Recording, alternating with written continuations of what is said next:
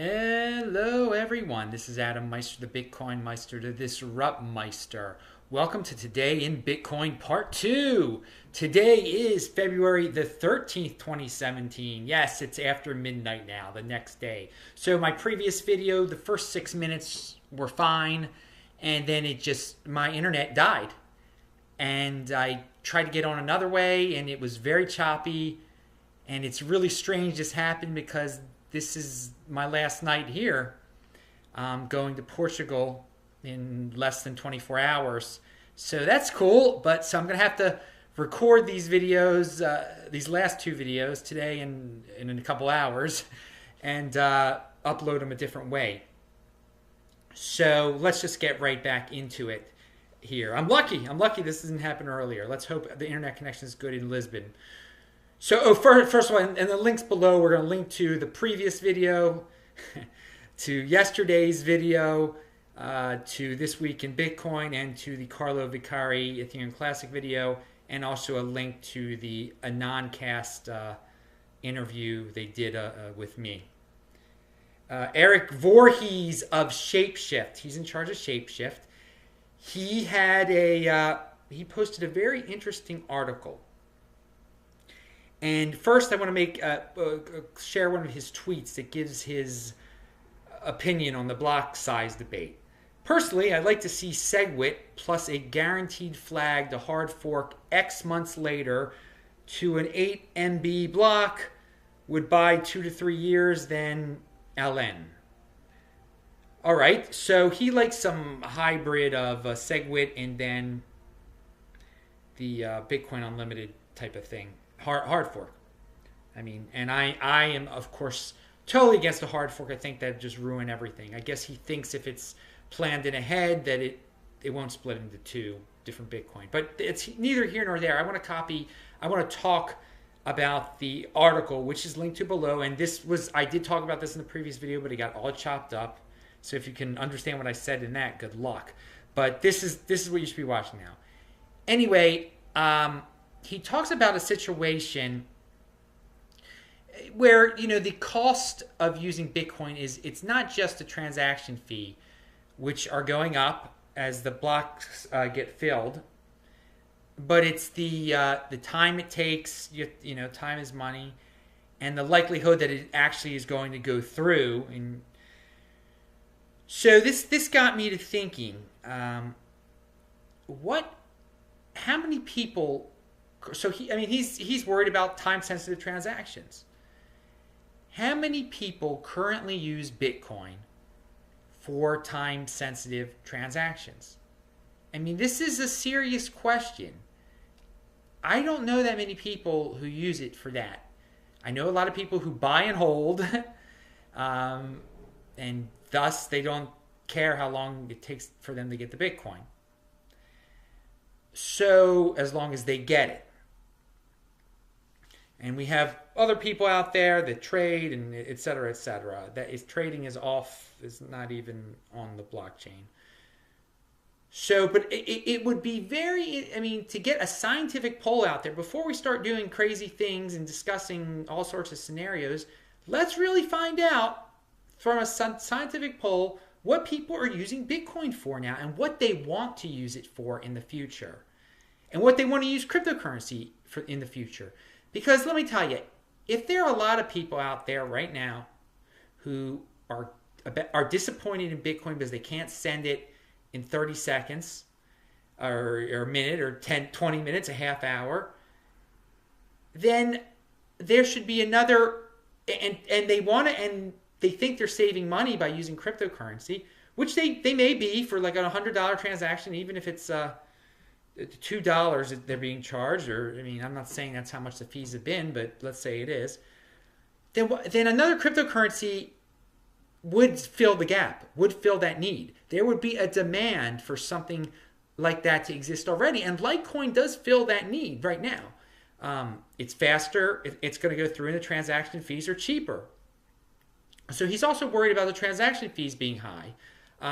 He says like a $7 transaction, it's not good to have a 50-cent transaction fee. That's not good. That doesn't make Bitcoin better than a credit card. And but how many people are using it for these type of things right now? How many people are using it for those type of things? And what would be wrong with another cryptocurrency stepping up to fill that gap? Because if it's right now, no cryptocurrency, no one else is doing much with the other cryptocurrencies. It's not like a bunch of people are using Litecoin, buying Litecoin and using it. So I just don't see where the demand is, because if such a demand existed, this would be a great opportunity for a cryptocurrency just to to step up their game. He kind of concludes the article that there's no guarantee that Bitcoin is going to be the main one forever if it doesn't fix its problems. Well, is this a true problem? Is this a true problem currently, or is it about to be a true problem? Is this what people want to use Bitcoin for? Or do they want to use it just to, take money across borders, to preserve their wealth? These are not time-sensitive things. And in my real-life experience, when I'm in, we talk about the developing world and how they would be sensitive to if the transaction fees were high. I mean, they're already losing all their money in banks closing down. They can't get their money out of their countries at all. They're willing to pay a premium to get their money out of their country. Now that doesn't mean they're not using it to buy coffee. Obviously, it has other uses, and is that what it's going to be used for most of the time? And if so, then I would expect another altcoin to fill the void. He said himself that he has used Ethereum to do quick transactions of relatively small amounts, I guess like around $10. He said he had to buy a game online. It was a time-sensitive purchase. He needed it now, a computer game, and it wouldn't show up. The transaction wouldn't go through. It was just taking too long, so he had to use his Visa card or his Master or whatever, his credit card. Well, maybe that's just the way it is, and he said that's not a good excuse. But I'm just saying, how many people are in that situation? How many people's time sensitive is it important? So I'm going to give you an example of real life when I was in Zimbabwe, about transaction fees, for instance, what people are willing to pay to get $100 in cash. Because that's what Bitcoin is. Bitcoin, to someone in a foreign country, they can't wire their money out of the country. You cannot wire money out of the country in Zimbabwe, okay? Cannot do it. But what you can do is you can get cash somehow and walk it across. That would be good. Cash gives you a little bit more freedom. There are many countries where you have no freedom of cash. So cash is so valuable, and by the way, and Bitcoin's selling for a premium, like over $100 more in Zimbabwe than it is here, because people want it. They want to send their money out of the country. But again, but in Zimbabwe, you can send if you've got money in the bank, you can send it to another bank. You can use it on your debit card in Zimbabwe to get food.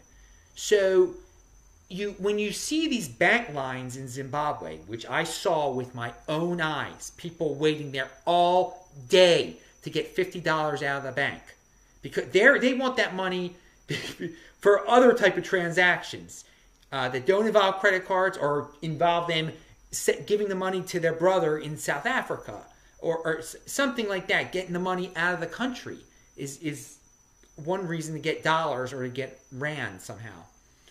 South African rand. So with that in mind, obviously time sensitivity to people in Zimbabwe, it's nothing in their mind. For them to get cash, they will wait all day. People sleep in front of those banks when the banks run out of money, okay? Because the men have nothing else to do. I've said this story before. You look in their eyes, they're broken people.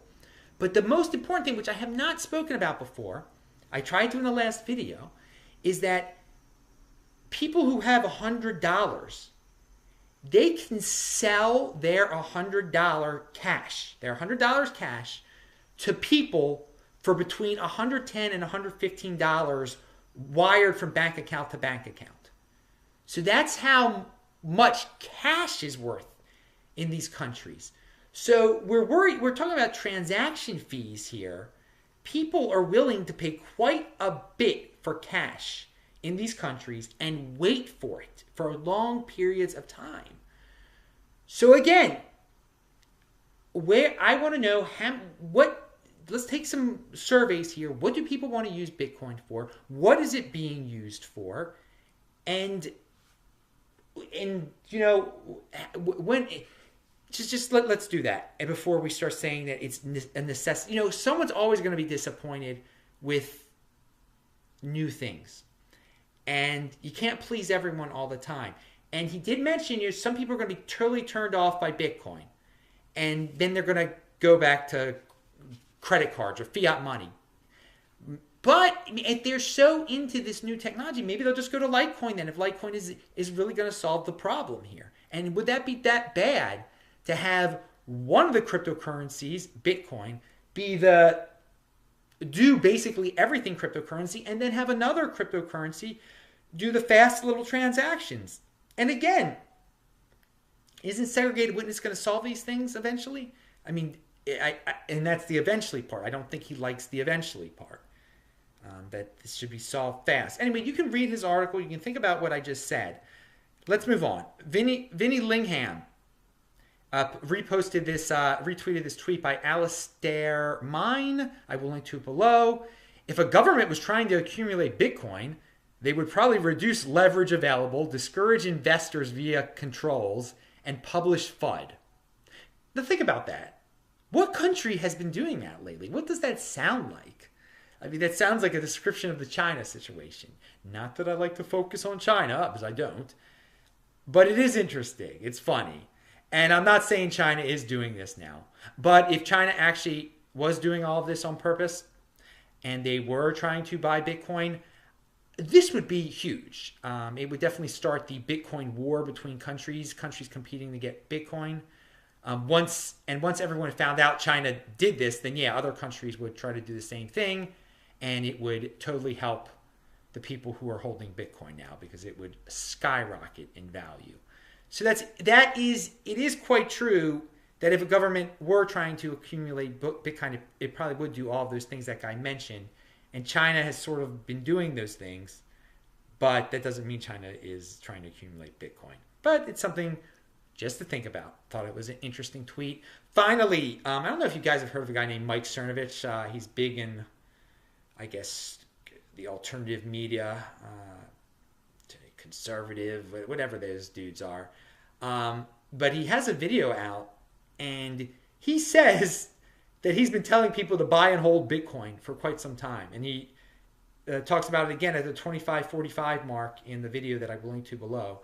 And I thought, wow, you know, like him or hate him, and I definitely don't agree with everything that dude says, or, you know, the way he goes about things. Like him or hate him, he's got a huge audience. And when he's telling people, that's big. And I don't know if he accepts Bitcoin donations. He should. And he should promote it more on the show. And if you watch his show, or if you don't even watch his show, you should tell him to do it. And I emailed him, actually. And you should email him too. I'll link to his email below. Protonmail.com. And anyway, at that starting point in that video, the 25:45 mark, he actually starts to talk about some very interesting things, how we're living in a very unique time now for entrepreneurs. It's a great time. And it is. We have such a great opportunity to work for yourself. If you're working for like the man or some corporate entity, it's horrible. It's horrible. And he said that. And I agree with that. I agree with that totally, man. Totally. So on that note, I'll be going to Portugal. And we're working for myself. And it's been awesome. It's been awesome. It's been a good time. The internet is dead here now. Anyway, I'm Adam Meister, the Bitcoin Meister, this right Meister. Remember to subscribe to this channel, like this video, share this video. I will talk to you tomorrow.